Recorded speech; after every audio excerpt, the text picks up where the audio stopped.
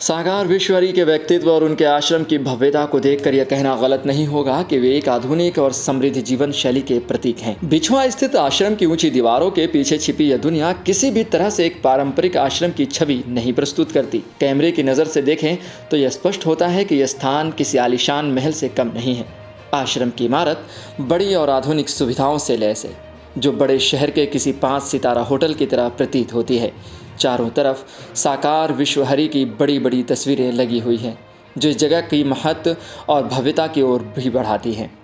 GT road के किनारे बने इस आश्रम का नाम सुनकर मन में छवि उभरती है।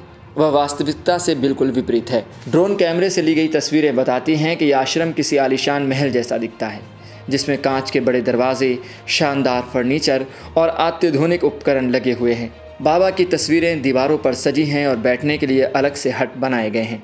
ये सब देखकर यह स्पष्ट होता है कि साकार विश्वहरि मंच पर जितने आधुनिक नजर आते हैं, उतना ही उनकी निजी जिंदगी भी भौतिक सुख सुविधाओं से परिपूर्ण है। सिकंदराराव की घटना के बावजूद बाबा के अनुयायियों पर इसका कोई खास असर नहीं दिख रहा है।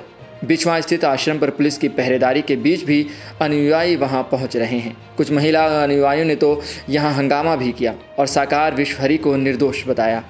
शुक्रवार को भी महिला अनुयायी आश्रम जाने के लिए परेशान रहीं। पुलिस ने उन्हें जाने से रोका तो वे सड़क पर ही आश्रम की तरफ मुंह करके ज़मीन पर माथा टेकने लगीं। महिला पुलिसकर्मियों ने बमुश्किल उन्हें ज़मीन से उठाकर वापस भेजा। बृहस्पतिवार की रात पुलिस ने आश्रम पर छापा मारा। लखनऊ नंबर की पुलिस गाड़ियों से पहुंचे अधिकारी 1 घंटे तक आश्रम में रहे और रात 2 बजे के करीब वहां से लौट गए। सूत्रों के अनुसार टीम लखनऊ और आगरा STF की थी।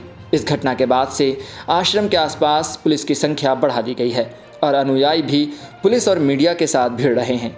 आश्रम से चले जाने के लिए भी कह रहे हैं। खुद आश्रम के एक सेवादार ने भी इस बात की पुष्टि की है कि मंगलवार की दोपहर 3 बजे बाबा आश्रम में आए और तभी से बाहर नहीं आए हैं। वहीं पुलिस आश्रम में बाबा की मौजूदगी से इनकार कर रही है। सुप्रीम कोर्ट के अधिवक्ता AP सिंह भी बिछुआ आए और उन्होंने कहा कि वह मीडिया के बुलाने पर आए हैं, साकार हरि से मिलने नहीं। बात करें बाबा के कई बीघा में बने लीला आश्रम की, तो अब लखनऊ से भी आश्रम पर नजर रखी जा रही है। बृहस्पतिवार की रात जब सब लोग सो रहे थे, तभी आश्रम के बाहर लखनऊ नंबर की गाड़ी से सादा वर्दी में कुछ लोग आए और 1 घंटे बाद 2 लग्जरी गाड़ियां लेकर चले गए। यह वाहन साकार हरि के बताए जा रहे हैं। हालांकि इसकी कोई आधिकारिक पुष्टि नहीं हुई है। सूत्रों का दावा है कि STF की टीम बिछुआ स्थित साकार विश्वहरि के आश्रम पर जाने के बाद कुरावली के गांव भानपुर भी गई थी।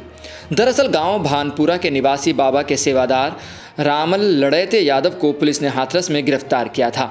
उसी से पूछताछ के बाद टीम गांव पहुंची थी। हालांकि गांव के लोग कुछ भी बताने से फिलहाल बच रहे हैं।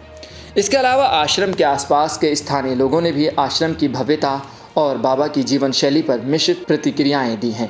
कुछ लोगों का मानना है कि बाबा के आश्रम में क्षेत्र में रोजगार के अवसर पैदा किए हैं और स्थानीय अर्थव्यवस्था को बढ़ाया है।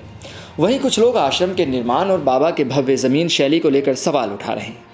उनका कहना है कि एक साधु का जीवन सादगी और त्याग का प्रतीक होना चाहिए, लेकिन साकार विश्वहरि की जीवन शैली इससे बिल्कुल विपरीत है। आश्रम के अनुयायियों का बाबा के प्रति अटूट विश्वास और भक्ति इस पूरे प्रकरण में स्पष्ट रूप से नजर आती है।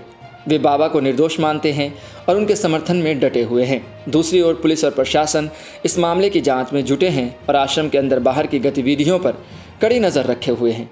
इस पूरे प्रकरण का अंत क्या होगा, ये तो आने वाला समय ही बताएगा। लेकिन फिलहाल यह मामला काफ़ी चर्चा में है और लोगों की दिलचस्पी का केंद्र बना हुआ है।